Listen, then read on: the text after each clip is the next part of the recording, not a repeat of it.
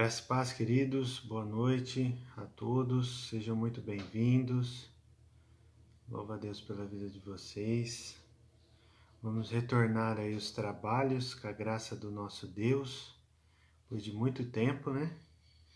Depois de muito tempo aí, depois de janeiro, Natal, Ano Novo. Hoje nós estamos aí pela misericórdia de Deus para poder falar daquilo que Deus tem ministrado, direcionado a nossa vida, né? Para falar a respeito do panorama bíblico. Então, o panorama bíblico é a forma, né? Muito importante para a gente poder direcionar tudo aquilo que Deus tem para a nossa vida, né? Então, é importantíssimo nós falarmos a respeito desses livros, né? Como o ano passado, eu acredito que a escola teve seu objetivo, né? Alcançou seu objetivo, falando de todo o Antigo Testamento. Foi um aprendizado, principalmente para mim, como professor da escola bíblica. Aprendi demais, foi muito bom. E hoje nós vamos fazer uma introdução. A última aula, no ano passado, nós falamos sobre o período do Segundo Templo. Então, esse Segundo Templo é o período interbíblico, né? Que é após os cativeiros lá da Babilônia. E nós falamos a respeito disso. Agora nós vamos falar a respeito de alguns personagens que eles são muito importantes no Novo Testamento. Não vamos falar todos, mas aqueles que estão ligados a seitas, né? Algumas seitas que existiam naquela época. Então é muito importante a gente entender dessa maneira, porque com isso nós podemos conseguir uma interpretação mais clara, mais límpida de cada texto que nós nos depararmos, né? Na nossa carreira cristã, aí, na leitura bíblica, no plano de leitura, no estudo específico de algum livro, principalmente do Novo Testamento e os Evangelhos, né? Que alguns desses são mencionados somente nos Evangelhos. Então isso vai trazer bastante conteúdo para vocês. Então eu acredito que vai trazer grandes benefícios, né? Então, aproveitar que já chegou um grupo aqui, graças a Deus. Vamos ver aqui quem chegou. Beatriz Figueiredo, seja muito bem-vinda. Vanderleia, Cláudia Eliana, a Bruna Oliveira, a Tassi, né? Seja muito bem-vinda aí, todos vocês. Glória a Deus. Vamos orar então em nome de Jesus? Pai amado, em nome de Jesus, nós queremos, Senhor Deus, colocar as nossas vidas mais uma vez diante do Senhor. Que, ó Deus, nesta noite o Teu Espírito Santo possa falar ao nosso coração, trazendo iluminação das Tuas Escrituras, ó Deus, e que nós possamos entender, Pai, ó Pai amado, a Tua Palavra e para a nossa vida, Deus, que também não seja esquecido na história, mas que a história é tão importante para nós, por isso que nós temos o livro, Senhor Deus, de toda a história e que pode influenciar e influencia a nossa vida até os dias de hoje, Pai. Em nome de Jesus, que a nossa mente seja aberta, o nosso coração receptivo pela Tua Palavra, que o Teu nome seja glorificado nesta noite, que, ó Deus, a Tua Palavra seja honrada e também, Deus, a Tua Igreja edificada. Essa é a nossa oração, Senhor. Em nome de Cristo Jesus. Abençoe cada um dos Teus filhos que estão assistindo agora e que o amor do Senhor esteja sobre os seus corações, na autoridade do nome de Jesus. Amém. Amém, queridos? Louvado seja Deus. Vamos lá, né? Vamos lá. Então nós vamos falar de alguns personagens bíblicos, né? E tem um só, né? Um só que não está aí constando, né, dentro da Bíblia, que são os essênios. Então a Roseli e o Maílson estão chegando, graça e paz, Valdelei, sejam muito bem-vindos. Então nós vamos falar dos saduceus, bem conhecidos aí, né, no Novo Testamento, principalmente no nos evangelhos, os saduceus, fariseus, os zelotes, essênios, escribas e os sicários. Né? Algumas traduções já mudam um pouquinho, mas os sicários também são mencionados e é bem curiosa a história deles. Nós vamos fazer de uma forma bem rápida, né? Porque não dá para trazer muitos detalhes.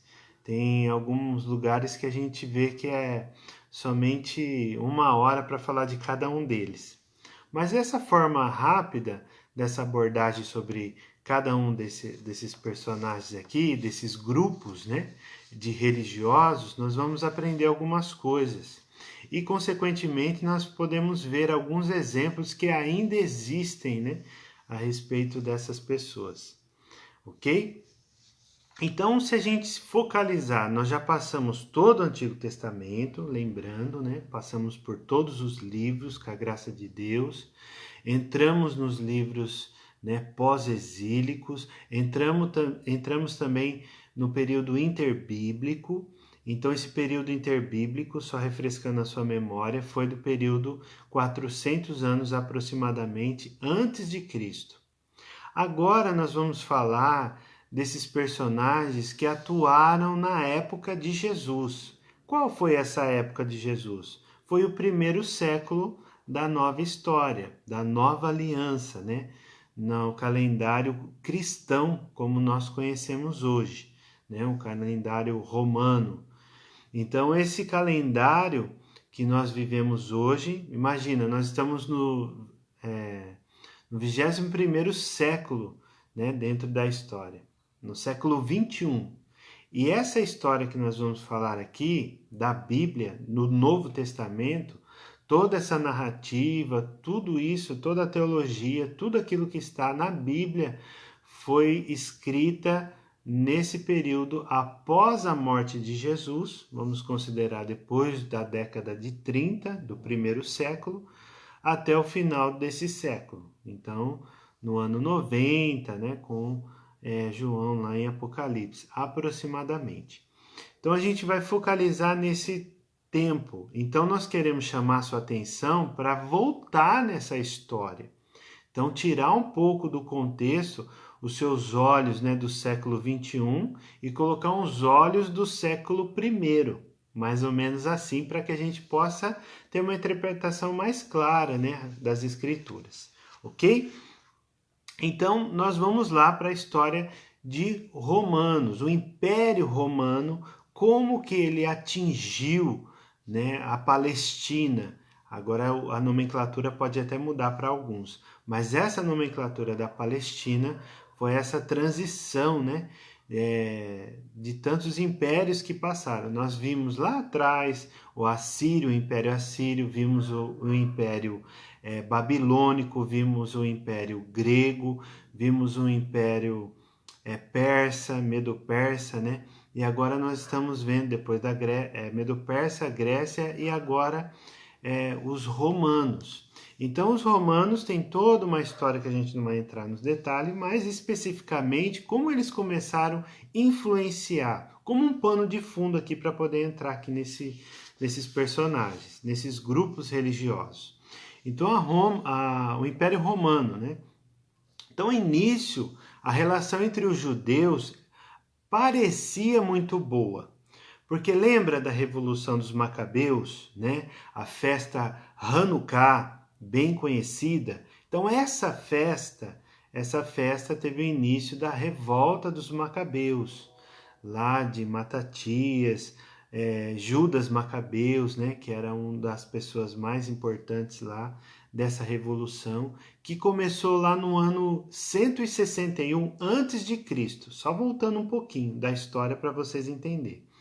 Então eles buscaram esse auxílio de Roma, que estava crescendo muito naquela época, e aquela divisão dos reinos lá da Grécia, um deles, os Seleucidas, que estavam querendo trazer o sacrifício do porco dentro do novo templo de Jerusalém, então trouxe toda aquela revolta, onde tem hoje a comemoração da festa de Hanukkah.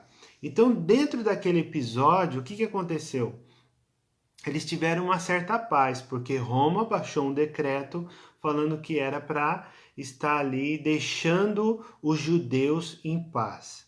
Então isso foi um ponto positivo, porque aquela pressão dos Seleucidas, né, de Epifânio Antíoco IV, que teve toda aquela narrativa que nós já falamos na última aula, então ele trouxe isso daí. Então o povo de Judá, né, recebeu essa aprovação de Roma para viver em paz e também sem guerra. Então, quando a dinastia Asmonéia, que são os descendentes, né, dos Macabeus, depois dessa dinastia, né, que teve o início 20 anos depois, então vamos calcular aí no ano 130, 140, mais ou menos, com Simão Macabeu, né, que sobreviveu. Esse movimento sobreviveu por mais ou menos 100 anos de paz, até a chegada do reino herodiano, com Herodes, e tem toda uma narrativa, lembrando também, nós vamos falar isso quando começarmos a estudar os evangelhos, mas Herodes era um rei de descendência edomeia, né? Ele veio lá dos descendentes de Edom, irmão de Jacó, lá atrás, lembra? Que teve toda aquela perseguição. Obadias, por exemplo, né, um livro que nós já estudamos, que são os edomitas, né? Os edomistas aí, descendentes de Edom. Então, quando trouxe isso daí, ainda teve ali um fiozinho, né, dessa descendência para poder influenciar em toda essa história aqui. Então, esse final já se encerrou em 37, mais ou menos, antes de Cristo, com o reinado de Herodiano. Então, o controle da Palestina foi em 63 a.C., quando massacrou os soldados, né, de Aristóbulos, aquartelados dentro do templo. Então, foi uma chacina muito grande, porque o Império Romano ele era muito violento. A paz romana, né, que eles falavam, paz com X, esse tipo de paz era dito ali como algo que omitia muito medo. Então eles respeitavam muito Roma, mas era um temor, porque se eles não entregassem os impostos, por sua vez, ia acontecer uma grande repressão por parte do Império Romano. Então, por isso que a paz prevalecia, entre aspas, né? Essa paz prevalecia por conta disso. Basicamente aí. Entenderam? Então, esse é o contexto. Então, vamos lá para o primeiro. Quem que é o primeiro? Os saduceus. Saduceus, se você colocar aí no seu aplicativo da Bíblia, né? Nós usamos aqui em casa a Bíblia JFA Offline. Então, se você colocar lá, se você usa esse aplicativo, você vai colocar na pesquisa, coloca saduceus. Então, vai aparecer nos 4 evangelhos, praticamente, e, salvo engano, em Mateus também. Então, é uma forma assim de você ver onde está todos os textos. Eu não vou colocar todos os textos aqui, mas um deles a gente vai colocar, tá bom? Então, da onde surgiram os saduceus? Os saduceus surgiram da linhagem sacerdotal de Zadok, lá no tempo de Salomão. Então, em 1 Reis, capítulo 2, versículo 35, se você tiver a sua Bíblia aberta aí, nós vamos ler vários textos, tá ok? 1 Reis, capítulo 2, primeiro livro de Reis, capítulo 2, primeiro livro de Reis, capítulo 2, versículo 35, que diz assim, o rei Salomão, né, pôs Benaia, filho de Joiada, como comandante do exército em lugar de Joabe, e como sacerdote colocou Zadok em lugar de Abiatar. Então aqui, queridos, nós temos a primeira menção, né, dessa descendência, segundo os estudiosos, segundo os biblicistas, que apontam que os saduceus vieram dessa linhagem sacerdotal. Então, como que eles apareceram ali dentro da história do primeiro século? Então, era uma aristocracia. O que é uma aristocracia? é um monopólio, né, de poder. Então era uma descendência muito poderosa, que eles que administravam muitas coisas do templo naquela época. Era um grupo que ajudava no templo. Então era uma categoria muito rica, né, religiosamente conservadora e não aceitava as tradições orais. O que é as tradições orais? As tradições orais são as pronúncias, né, no caso da lei, que eles não aceitavam porque eles não consideravam. Tinha que estar escrito no papel. Se tivesse escrito ali nos pergaminhos, nos manuscritos, nos rolos, eles aceitavam. Eles não aceitavam falar de boca, entende? Então, mas naquela época, o acesso a essas informações era bem precário. Então, não tinha tanta, como hoje nós temos, né? Milhares de Bíblias aí impressas, tudo prontinho, era só rolos independentes. Então eles não aceitavam, eles não concordavam com isso. Então eles tinham um zelo dos ritos, pelos ritos sacrificiais. Como eles cuidavam do templo, eles também cuidavam, zelavam por essa parte. Então os animais que eram sacrificados no templo, né, o sumo sacerdote, tudo isso daí eles zelavam por isso, que eles consequentemente acreditavam nisso, né? Que era uma forma muito real. Por outro lado, eles eram liberais ao helenismo. Então já ouviu falar da teologia liberal? Que libera muita coisa errada, né? Que a Bíblia não diz. Então eles tinham essa quedinha aí liberal para também o helenismo, que era aquela cultura grega de politeísmo, de ter vários deuses. Então pode ser que foi um desses saduceus que se levantaram lá e iam sacrificar o porco dentro do templo. Mas quando ele se levantou, um desses sacerdotes, o pai, né, dos macabeus, né, o patriarca lá dos macabeus, levantou e assassinou ele. Como nós falamos na aula anterior, tá ok? Então, essa queda, né? Após a destruição do templo também, no ano 70 depois de Cristo, após a destruição, não houve mais menção deles na história. Então, em toda a história, nós vamos falar algumas coisas que estão na Bíblia e outras coisas que estão na história. Por exemplo, Flávio Joséfo, ele é um historiador do primeiro século que ele falava a respeito, né, dessas seitas também. E tem outros rolos de Qumran, né, outras coisas também que nós vamos estar mencionando.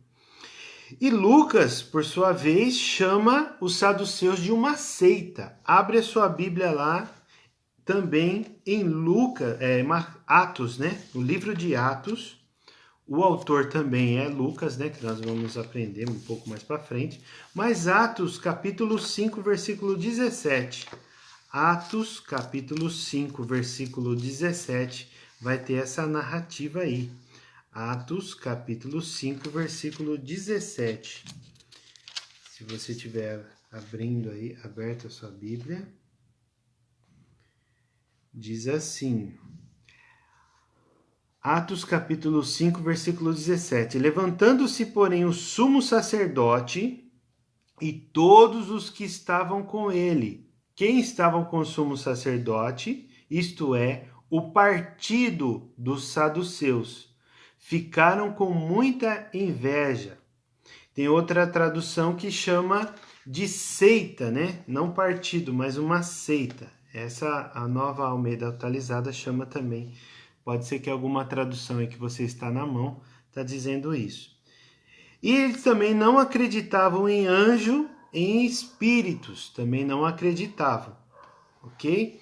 Eles também, os saduceus não acreditavam. Em Mateus, volta um pouquinho aí, primeiro evangelho, Mateus, capítulo 22, versículo 23, Mateus 22, 23, diz assim: naquele dia, alguns saduceus que dizem não haver ressurreição, aproximando-se de Jesus, lhe perguntaram. Então, qual que é o ponto aqui? Eles que diziam não haver ressurreição. Então, eles não acreditavam na ressurreição. Então, essas são algumas características aí, bem rapidamente, né, dos saduceus. Então, aqui você vai entender. Se você fizer aquela pesquisa, né, que a gente está orientando, colocando aí no seu aplicativo da Bíblia e procurando a palavra saduceus, vai dar vários versículos, vai mencionar vários versículos ali que tem a menção, né, deste nome, tá ok? Agora nós vamos para o segundo, porque o tempo não para, né? O tempo não para e a gente precisa prosseguir aqui. Os fariseus, que são muito conhecidos, né? Algumas pessoas falam, o fulano de tal é um religioso. Quero abrir um parênteses aqui, não está escrito aqui no meu programa de aula, mas eu quero fazer uma consideração a respeito do termo religioso. O que seria religioso? Às vezes as pessoas se sentem ofendidos por esse termo, religioso. Mas a religiosidade que nós conhecemos hoje, ela está ligada no quê? É uma religiosidade que ela é só de aparência, ela não tem fruto. Então, como se fosse uma árvore sem fruto. Tem uma boa aparência, mas ela não tem fruto, ela não produz obras. Então, o que quer dizer? Que a pessoa vai lá e às vezes é muito ativa na igreja, faz várias coisas dentro de uma igreja, né? Não só da igreja batista, mas em todas as igrejas, né? Vamos aumentar a nossa cosmovisão para não ficar muito fechado e você também não achar isso que é uma crítica que eu estou falando para você especificamente que está me ouvindo. Mas a religiosidade ela tem esse sentido, então nós conhecemos isso, porque é o crente que está lá muito bonzinho dentro da igreja, mas por outro lado está fazendo muita coisa errada fora da igreja. Então isso é uma religiosidade, ok? Agora, quando a pessoa que está fazendo, vamos dizer, está ativa na igreja, mas ela não concorda com alguns costumes do mundo, não quer dizer que ela é religiosa. Entenda bem, não quer dizer que ela é religiosa. Tem muitas coisas que nós vemos muitas modas por aí. Moda disso, moda daquilo outro. Agora, o modismo não cabe na vida do cristão. Na hora de um aconselhamento, na hora de você dar a sua opinião, você tem que ficar do lado da Bíblia, não do lado de alguma parte. Você precisa ser imparcial. Não estou falando nem como líder, mas como membro de uma família, como um funcionário de uma empresa, que com certeza estão na expectativa da sua expressão. O que o cristão que está no nosso meio pensa? Então você precisa se pautar sempre para não ocorrer nenhum erro com a palavra de Deus. Amém? Sempre do lado da Bíblia, sempre, né? Então, quando nós olhamos para a Bíblia, nós olhamos como um espelho e nós vemos os nossos defeitos, as nossas falhas, os nossos erros. Então, nós não podemos falar da nossa própria vida ou se pautar em todo o cristianismo em cima de experiência. Experiência é tremendo, como nós vimos lá essa semana em Romanos, capítulo 5. É formidável, mas ela tem um foco, que é a esperança da glória de Deus. Amém? É um texto muito forte, né? Que o apóstolo Jacó ministrou no domingo. E a gente olhando para esse texto, observando esse texto, é fantástico, né? Então, queridos, nós entramos aqui nesses religiosos, né? Como Jesus até falou, sobre os fariseus, que significa separados, né? Então, nós temos um exemplo de um fariseu, vários exemplos na Bíblia, mas esse exemplo ele está por exemplo, deste homem chamado Nicodemos. Lá no capítulo 3, fala dessa história de nascer de novo. Ele era um fariseu. Depois se juntou junto com José de Arimateia para fazer o sepultamento do corpo de Cristo, né? Então ele também foi um fariseu. Então, fariseu uniram-se aos macabeus contra a helenização. Então a revolta dos macabeus foi contra colocar um monte de deuses lá dentro do templo, que chama-se helenização. Dos seleucidas, que era um grupo lá da Grécia, que estava direcionado em 4 governantes, os Ptolomeus do Egito e os Seleucidos da Síria. Eles apoiaram também a rainha, né, judia Salomé de Alexandra, porém eles abandonaram a política porque viram que essa dinastia asmodiana teve muita inveja, era muita coisa assim, um matando o outro, era uma coisa terrível, né? Depois que passou certa a geração dos macabeus, né?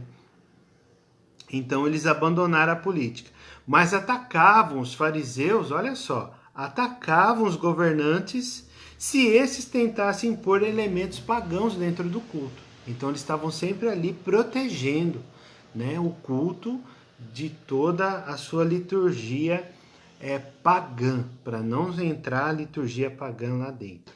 Então tem 2 textos aqui que eu quero mencionar com vocês. Nós já falamos dos saduceus, agora nós estamos falando dos fariseus. Mateus capítulo 12. Mateus capítulo 12, nós vamos falar aqui a respeito dos fariseus. E, consequentemente, tem aqui também no mesmo versículo os saduceus, né? Que Jesus está ensinando. Mateus capítulo 12, abra sua Bíblia aí, Mateus capítulo 12, o versículo é 14, que diz assim: mas os fariseus, saindo dali, conspiravam contra ele, procurando ver como matariam. Então, esse povo zeloso, os fariseus, estavam tentando matar Cristo. Então, essa elite da liderança daquela época do primeiro século, principalmente dos tempos de Jesus, né, a gente vê essa vontade ali de tirar Jesus de cena. Mas tudo isso era propósito de Deus. Se eles não existissem, eles não iam influenciar os romanos que assim executavam na crucificação. Vale lembrar também, queridos, que a crucificação não era conhecida antes do Império Romano. Tinha outros tipos de execução, mas o Império Romano que trouxe a crucificação para essa época, né? Então aí a gente vê esse dado importante. E um pouco mais à frente, em Mateus capítulo 16, versículo 12, Mateus 16, 12, nós vamos ver aqui esse grupo, né, de fariseus aqui, Jesus ensinando. Mateus capítulo 16, versículo 12, que diz assim: então entenderam que Jesus lhes tinha dito que tivessem cuidado não com o fermento usado no pão, mas com a doutrina dos fariseus e de quem mais? E saduceus. Então aqui nós temos esses 2 grupos, mais uma vez, falando aí, Jesus ensinando. Porque eles tinham uma doutrina errada, né? Eles tinham vários costumes também que eles estavam se apoiando. E, por sua vez, eles acreditavam também na tradição oral, né? Ao contrário dos saduceus. Então, os 2 principais grupos daquela época eram esses 2, os saduceus e os fariseus. Então, se você procurar no Evangelho e no livro de Atos, você vai encontrar, ok? Era uma comunidade judaica, né, os fariseus, pequena e fechada, segundo Flávio Joséfo.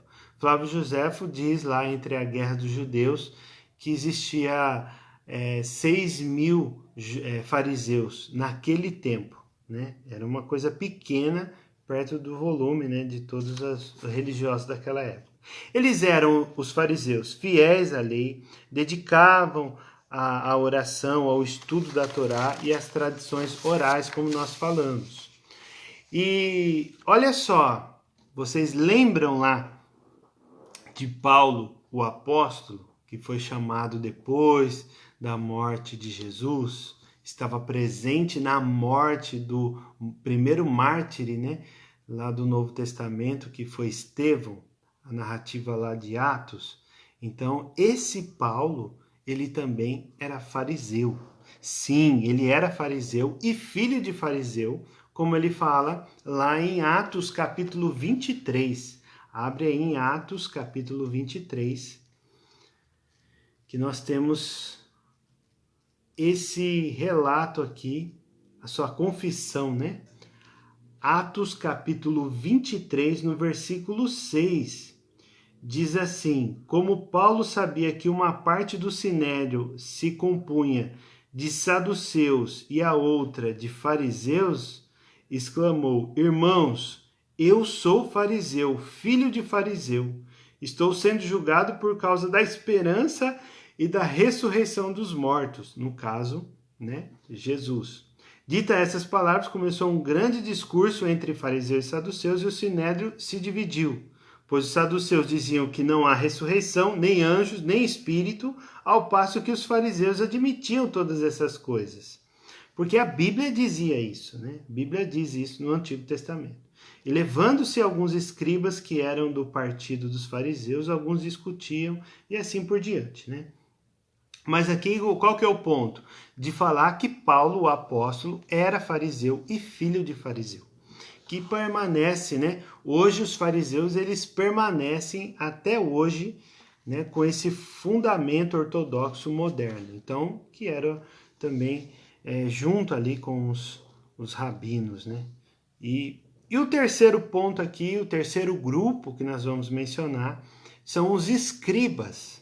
Os escribas. Já falamos dos saduceus, falamos dos fariseus, são bem conhecidos, e agora nós vamos falar dos escribas.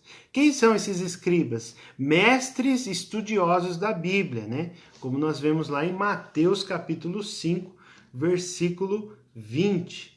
Mateus 5, 20 diz assim: porque eu afirmo que se a justiça de vocês não excederem muito a dos escribas e fariseus, jamais entrarão no reino dos céus. Então veja bem, por que ele diz isso? Porque os escribas e também os fariseus, eles eram muito conhecidos. Eles tinham uma popularidade muito alta dentro da comunidade. Então, eles eram admirados, né, pelo povo, e por causa das suas doutrinas, por causa dos seus costumes. Então, eles eram respeitados, né, dentro da sua maioria. Frequentavam as escolas especializadas, né, da Bíblia, chamados de rabi, ou mestres, né, rabinos. Eles eram os rabinos, né, que salvaram o judaísmo do desaparecimento. Então, hoje, se você entrar aí na internet, ou se você teve já a oportunidade de conhecer Jerusalém, você vai olhar lá e vai ver os rabinos no Muro das Lamentações, o que sobrou, né, do segundo templo ali. Então, nesse ponto, você vai ver aquelas tranças, né, que eles usam, o chapéu e a barba sempre comprida, todo de preto, né? Então, eles são os rabinos lá, respeitadíssimos hoje em dia, não só naquele primeiro século lá. Havia uma profunda relação entre fariseus e rabinos. Muitos desses eram fariseus, olha só a mistura que existia, né? Como os fundadores de duas principais escolas teológicas. Olha que interessante isso. Porque naquela época existiam duas escolas teológicas, dois seminários de teologia, vamos dizer assim, duas escolas teológicas. Uma era Hillel, e a segunda era Shammai, né? E Gamaliel I, que foi o professor do apóstolo Paulo. Então, o apóstolo Paulo era um rabino fariseu que estudou com Gamaliel. E esse Gamaliel I, ele era mestre, né, vamos dizer assim, professor, em uma dessas escolas. E Léo, ele era professor. Então, no Antigo Testamento, por sua vez, os escribas, estamos falando do escriba. Às vezes nós mencionamos aqui rabino, né, porque tinha essa mistura, e também fariseus. Mas nós estamos falando dos escribas. Então, eles são mencionados também no Antigo Testamento, no 1 Crônicas, Esdras, Neemias e Jeremias. 1 Crônicas, Esdras, Neemias e Jeremias. Então, os escribas, eles tinham a função do quê? De escrever, de multiplicar, copiar a lei. Então, eles eram copistas. Então, eles estudavam e estavam ali sempre traduzindo, né? Do aramaico, as porções para o hebraico, e às vezes até hebraico para o aramaico para poder alcançar aquelas pessoas. E no Novo Testamento as traduções foram feitas em grego, né? Então precisava de alguém que escrevia nesses rolos. Então eles eram conhecidos nessa parte aí, ok? Uma abordagem bem rápida. Se você quiser estudar mais a fundo, você vai encontrar muita coisa, mas basicamente isso daqui para você poder entender depois quando nós entrarmos nos textos dos livros propriamente dito aí, quando nós iniciarmos na próxima aula o panorama do Novo Testamento. Nós vamos falar dos 27 livros do Novo Testamento. Esse é a nossa meta, o nosso foco, assim Deus permitindo, né? Que a gente aprendeu no domingo. Todos somos nivelados. Então, queridos, agora nós vamos falar sobre os essênios. Os essênios não são mencionados na Bíblia. Não são mencionados na Bíblia os essênios. Mas é importante dizer que foi dito na história do primeiro século, como o historiador Flávio Joséfo mencionava ele. Nós vamos colocar algumas características aqui. E também outras descobertas dos rolos do Mar Morto, né, em 1947, faz pouco tempo, né? 1947, dentro dessa linha do tempo aí faz pouco, tá?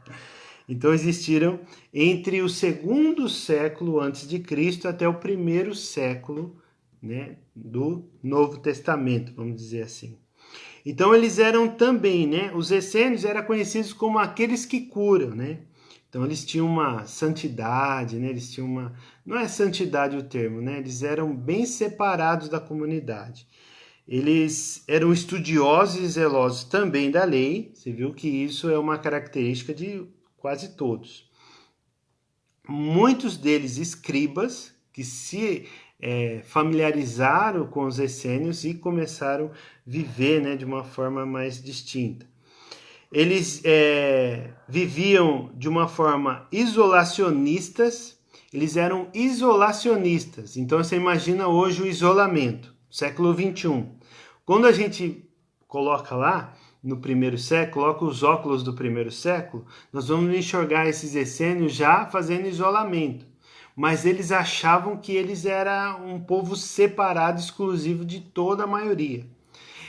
Quando eu ouvi isso a primeira vez no seminário, 10 anos atrás, eu falei, nossa, não seria uma má ideia viver dessa maneira, porque assim você vai viver adorando a Deus, orando, lendo a Bíblia, que maravilha ia ser. Mas Deus nos chamou para fazer diferença. Então, nós temos que ter isso em mente. Hoje o isolamento com a pandemia é uma coisa, mas esse tipo de isolamento que eles viviam era não se misturar. Eles ganhavam alguns neófitos, que eram as pessoas mais novas, né? Novos convertidos, e pegavam essas pessoas e colocavam dentro das suas congregações, né? Porém, eles viviam, né, em vilas autossuficientes.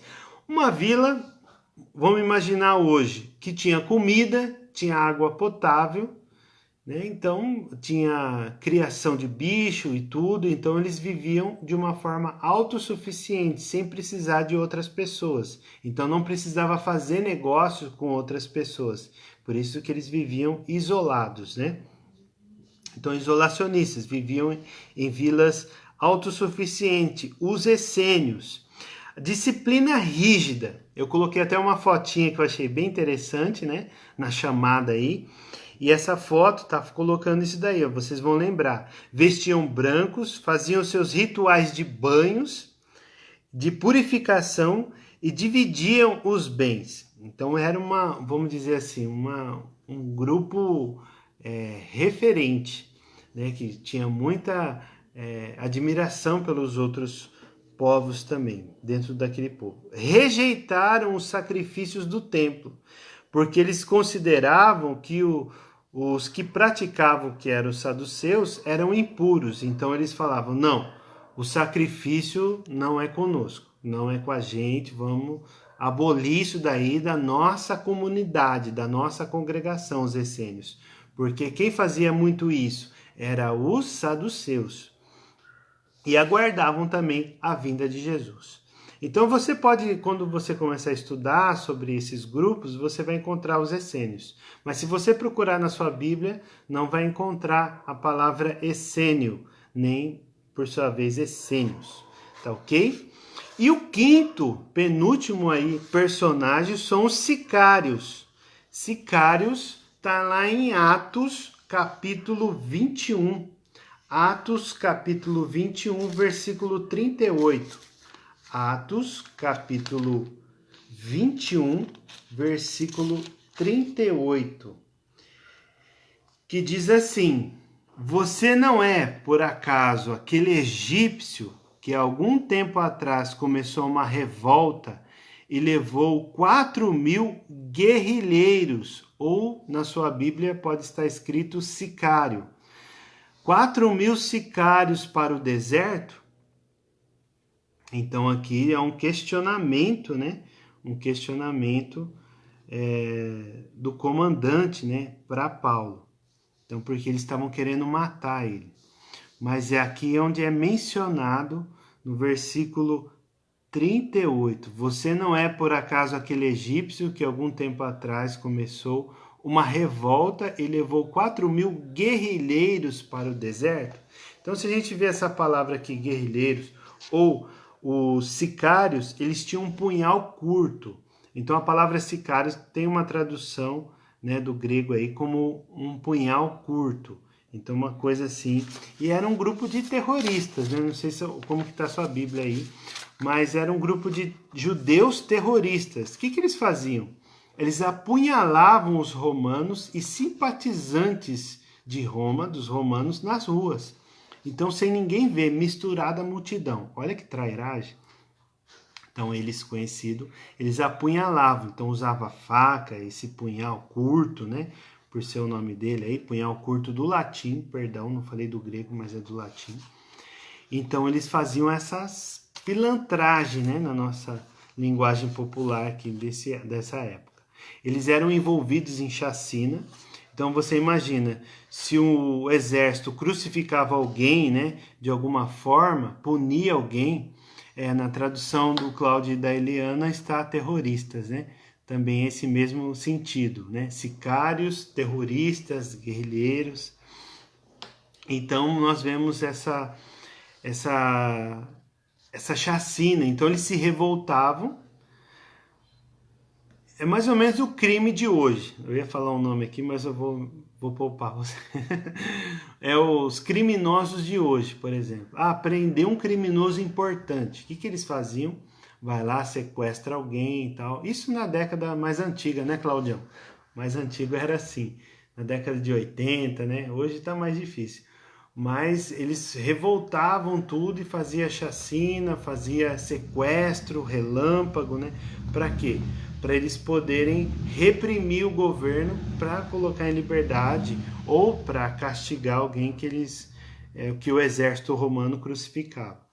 Então eles praticavam essas coisas quando? Na festa da Páscoa. Por que na festa da Páscoa? Por causa da grande movimentação de gente.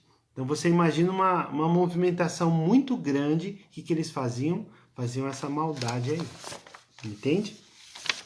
E por fim, não menos importante, o sexto grupo são os zelotes, os zelotas, né? Tem alguns que defendem uma tradução um pouco melhor aí de zelotas, mas vamos ficar aqui com os zelotes. Então você conhece o Simão, o zelote. Então Simão, o zelote, e alguns biblicistas, né, vão falar, eu vou dessa linha, né, até o ponto que eu consegui estudar, interpretar e falar aqui para vocês, eu vou entender que existiam dois Simãos. Um era o Zelote e o outro Simão chamado Pedro. Então, um Zelote. Por que esse Zelote? Porque também era uma facção religiosa da mesma categoria, né, farisaica e essênica. Então eles usavam a violência para libertar-se de Roma. Então também protestavam. Era um grupo revoltados ali daquela época. E alguns diziam que foi fundada por Judas, o Galileu, em 6 depois de Cristo. Então vamos lá em Atos, mais uma vez, no capítulo 5. Atos, capítulo 5, versículo 37. Atos 5, 37, nós vamos encontrar que 36, depois desse, levantou-se Judas, o Galileu, nos dias do recenseamento, e levou muitos consigo, também foi morto, e todos os que lhe obedeciam foram dispersos. Esse grupo aqui, provavelmente, eram os zelotes. Então, se você pegar a sua Bíblia aí, lá em Mateus capítulo 10, Mateus capítulo 10, olha, hoje a gente está vendo vários versículos, hein? Fazia tempo que não se fazia isso. Mateus capítulo 10, versículo 2. Vamos começar com o segundo. 10, 2, o que diz? O 2 diz assim, ó, vamos ler a partir do primeiro até o quarto, para a gente ter um entendimento um pouquinho melhor. Tendo Jesus chamado seus 12 discípulos, deu-lhes autoridade sobre espíritos imundos para os expulsar e para curar todo tipo de doenças e enfermidades. Ora, então quer dizer o quê? Naquele tempo, naquela ocasião, os nomes dos 12 apóstolos são esses. Primeiro, Simão, chamado Pedro, e André, seu irmão. São duas pessoas. Vê se você consegue fazer essa observação junto comigo. Tiago, filho de Zebedeu, e João, seu irmão. 2 irmãos, hein? Bem interessante isso. 2 grupos de irmãos. Tiago, filho de Zebedeu, e João, seu irmão. De novo, 6. Filipe e Bartolomeu, 6, 7, 8. Tomé e Mateus, 9 e 10. Mateus, o publicano. Já está dando uma dica aí, né? Que ele era meio perseguido na sua comunidade. Tiago, filho de Alfeu, e Tadeu. Simão, o Zelote, e Judas Iscariote foi quem o traiu. Então você vê aqui, ó, se você observar no versículo 2, Simão chamado Pedro e Simão o Zelote, né? Simão o Zelote. Então você vê que na minha interpretação, como eu disse para vocês, até onde eu consegui enxergar, são 2 pessoas diferentes, tá ok? Pode ser que você estude e encontre outra coisa, e isso é muito bom, né? Para que essa faculdade, né? Vários pontos de vista podem aparecer para a gente conversar. Então nós temos esse Simão Zelote, mas olha só que interessante que é isso, a facção religiosa da mesma categoria farisaica e essênica usava a violência para libertar-se de Roma. O que eles entendiam? Como Deus é único, não deviam pagar impostos para Roma. Então eles eram revoltadíssimos com isso. Eles já tinham as ofertas do templo, né? As ofertas anuais, ofertas de toda espécie, como nós vimos lá em Levítico, né? E Êxodo também, né? Estamos vendo agora em Números.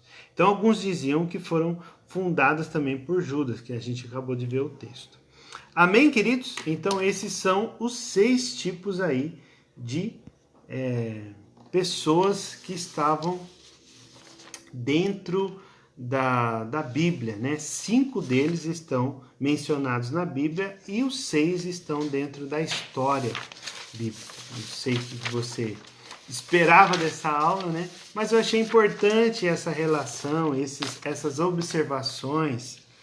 O nacionalista, conhecido também como nacionalista, sim, os zelotes eram radicais nessa parte, né? Isso é bem legal, bem interessante você colocar. Então, as traduções um pouco mais modernas, né, vamos dizer assim, né, a nova tradução da linguagem de hoje, essa é a tradução do Cláudio e da Eliana, tá ok? Então, eles são conhecidos também como nacionalistas, os radicais. Mas não dá para falar todos, né? Todos os pontos, mas isso é bem importante, como eles mencionaram agora. Então, queridos, nós temos esses 6 aí, né? Nós falamos sobre os saduceus, os fariseus, os escribas, os essênios, os sicários e os zelotas, um desses aí. Então, nós vimos isso que é muito importante para a gente entrar, né? Então, eu quero ler só um último texto, uma história aqui, muito importante, lá em Lucas capítulo 24. Na próxima semana, nós vamos falar sobre a introdução panorâmica, não exaustiva, do livro de Mateus. Nós vamos dar ali, fazer algumas considerações bem simples, né? Mas eu quero, antes da gente encerrar, falar sobre essa narrativa, uma história em Lucas capítulo 24, a partir do versículo 13. E quero destacar aqui 2 versículos disso aqui que nós vamos ler. Amém? Espero que você esteja com a sua Bíblia aberta aí em Lucas 24, versículo 13, que diz assim: Naquele mesmo dia, 2 discípulos estavam indo para uma aldeia chamada Emaús, uma vila, né? Que ficava a uns 10 quilômetros de Jerusalém. E iam conversando a respeito de tudo o que tinha acontecido. E enquanto conversavam e discutiam, o próprio Jesus se aproximou e ia com eles, Jesus já ressuscitado. Porém, os olhos deles estavam como que impedidos de o reconhecer. Então ele lhes perguntou: O que é que vocês estão discutindo pelo caminho? E eles pararam entristecidos. Um, porém, chamado Cleopas, respondeu: Será que você é o único que esteve em Jerusalém, que era uma época festiva, né? Em Jerusalém, e não sabe o que aconteceu lá nesses últimos dias? Ele lhes perguntou, Jesus perguntou: Do que se trata? O judeu é bem irônico, né? Jesus, do que se trata? Eles explicaram: aquilo que aconteceu com Jesus, o Nazareno, que era profeta. Olha só as características, a leitura que eles tinham de Jesus. Era profeta, poderoso em obras, poderoso em palavras, diante de Deus e diante dos homens. E como os principais sacerdotes e as nossas autoridades, os principais sacerdotes no caso de Roma e as nossas autoridades no caso dos romanos, o entregaram para ser condenado à morte, o crucificaram. Nós esperávamos que fosse ele mesmo, ele quem havia de redimir, salvar, né, Israel. Mas, depois de tudo isso, já estamos no 3º dia desde que essas coisas aconteceram. É verdade também que algumas mulheres do nosso grupo nos surpreenderam indo de madrugada ao túmulo e, não achando o corpo de Jesus, voltaram dizendo que tinha tido uma visão de anjos, os quais afirmam que ele vive. Os anjos falando para as mulheres que Jesus estava vivo. De fato, alguns dos nossos foram ao túmulo e ficaram à exatidão do que as mulheres disseram, mas não o viram.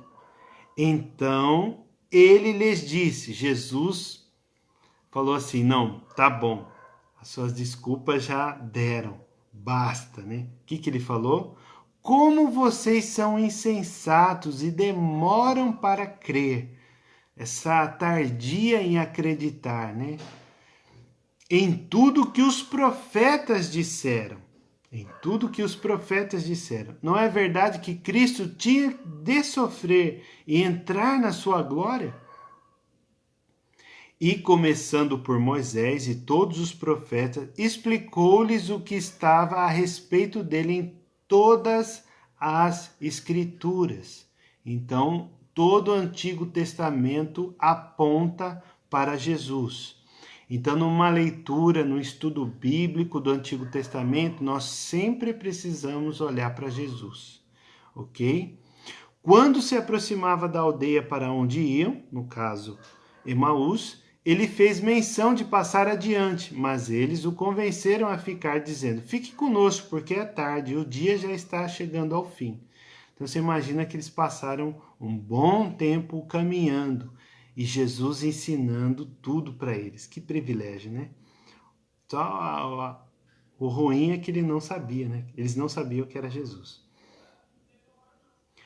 Mas eles o convenceram a ficar. Fique conosco, porque é tarde e o dia já está chegando ao fim. E entrou para ficar com eles. E aconteceu que, quando estavam à mesa, ele pegou o pão e o abençoou. Depois partiu o pão e o deu a eles.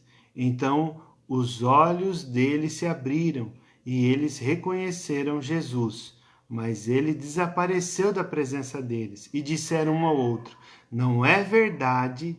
Preste atenção, não é verdade que o coração nos ardia no peito quando ele nos falava pelo caminho, quando nos explicava as Escrituras, explicava o quê? O Antigo Testamento. E na mesma hora, levantando-se, voltaram para Jerusalém, onde acharam reunidos os 11 e os outros com eles, os quais diziam: de fato, o Senhor ressuscitou e já apareceu a Simão.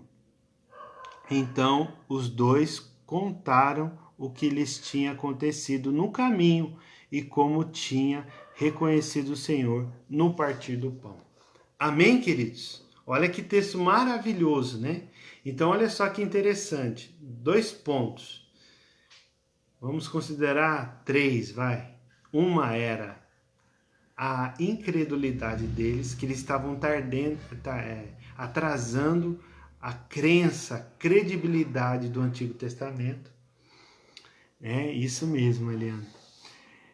E também essa outra parte que Jesus começou a ensinar de Moisés, todos os profetas, a respeito dele em toda a Escritura, em todas as Escrituras. Então, em tudo que estava ali Jesus falando.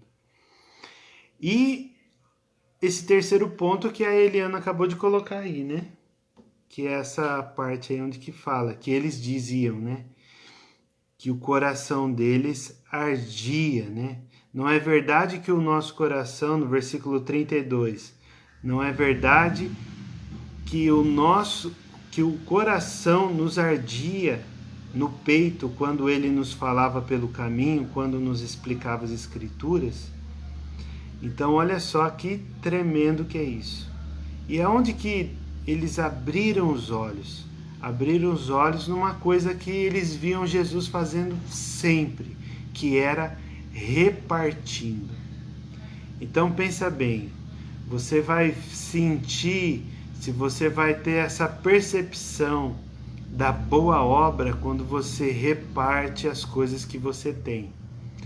Toda vez que você tiver a oportunidade de repartir o pão, ajudando com uma cesta básica, ajudando com um prato de comida, ajudando com uma marmita, alguém que está necessitado, ou alguém do seu trabalho também, que trabalha junto com você e não trouxe nada naquele dia para comer, e você, às vezes a pessoa não conseguiu levar e ela está sem comer. Não, reparta. Então esse repartir do pão, queridos, é maravilhoso, é uma experiência que cada um precisa ter. Se você já teve, você vai saber daquilo que eu estou falando, essa necessidade.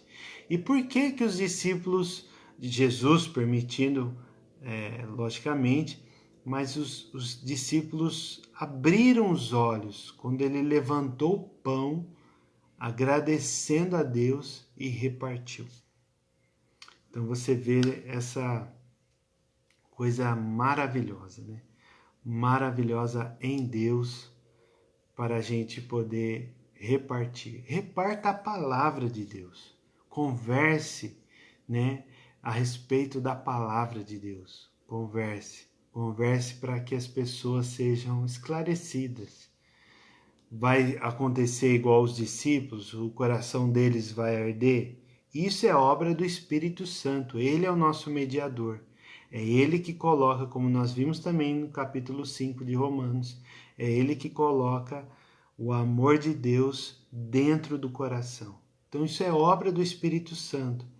Mas é importante, como a teologia de Paulo no livro de Romanos também fala, que quem vai acreditar se não há aquele que pregue? Então pregue, fale do amor de Deus. Que esse tirar o amor de Deus e colocar no coração da pessoa é obra do Espírito Santo. Amém, queridos? Louvado seja Deus. Então, quem são esses? Agora você já sabe mais ou menos, né? Um pouquinho a respeito desses grupos religiosos daquela época, do primeiro século. Então é importantíssimo isso daí. Que Deus abençoe poderosamente a vida de vocês e que vocês possam estar repartindo para que o nome do Senhor seja glorificado, a palavra dele seja honrada e a igreja edificada em nome de Jesus. Amém, queridos? Glória a Deus. Olha só que a Vanderleia está dando testemunha aí. Lembrei de você, Eliana do Cláudio, né? Para quem não sabe, no dia em que levei a minha mãe na UPA e você me deu a sua fruta, né? A banana que você havia levado de lanche. Glória a Deus, tá vendo? Então é assim que funciona, essas coisas aí. Amém, queridos? Espero que você foi edificado com essa aula, esse panorama aí desses personagens. E nós, na próxima aula, assim Deus permitindo, eu peço muita oração de vocês por essa aula, muita oração de vocês para que seja como o ano passado. Foi algo assim impressionante, porque Deus cuidou de todos os detalhes. Nós passamos muitos meses, eu não lembro direito qual que foi o mês, mas eu acredito que foi abril, né? De abril até dezembro, nós estivemos fazendo essas aulas pelo Facebook, por essa página, e muitas pessoas foram edificadas. E eu principalmente. A minha vida foi edificada, a minha casa foi edificada por conta disso. Amém, queridos? Então continue orando por esse projeto, por essa...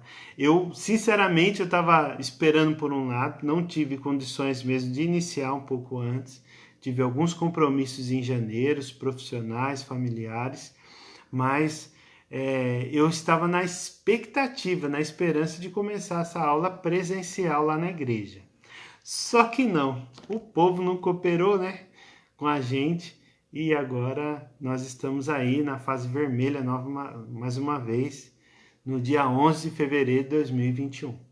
Mas Deus está no controle de todas as coisas e vamos continuar orando por todas essas pessoas enlutadas e vitimadas por este vírus e outros tipos de enfermidades que chegam até nós.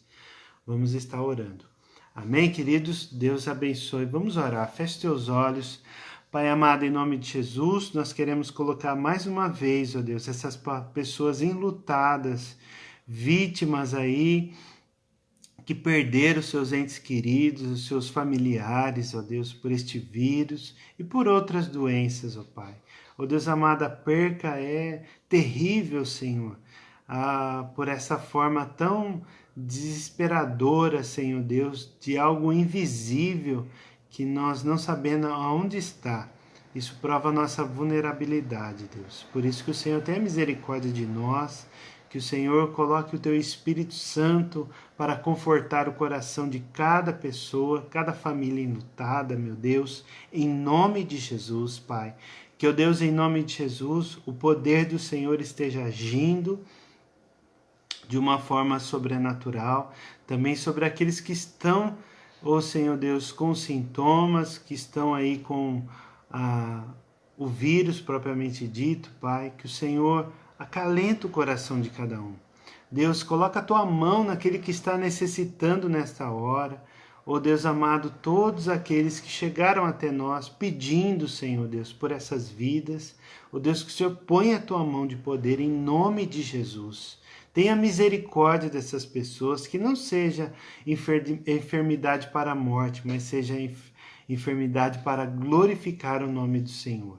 Que o Senhor tire elas desse lamaçal da vida e coloque nessa plataforma, Deus, em nome de Jesus, como o apóstolo já orou, pregou, possam colocar nesta plataforma, Senhor Deus, da estabilidade, da confiança, porque é onde está o amor de Deus lança fora todo medo, Deus, em nome de Cristo Jesus. Abençoe os profissionais, Senhor Deus, de saúde que estão à frente e todos aqueles que ainda precisam trabalhar, trazer o seu sustento na sua casa, que o Senhor proteja todos nós e que nós possamos continuar confiando no Senhor, em nome de Cristo Jesus. Amém. Amém, queridos? Louvado seja Deus pela vida de vocês. Foi um prazer mais uma vez estar aqui com vocês e até a próxima quinta-feira. Na quinta-feira nós vamos ver aí se nós vamos ter muitas notícias boas em nome de Jesus. Amém. Deus abençoe.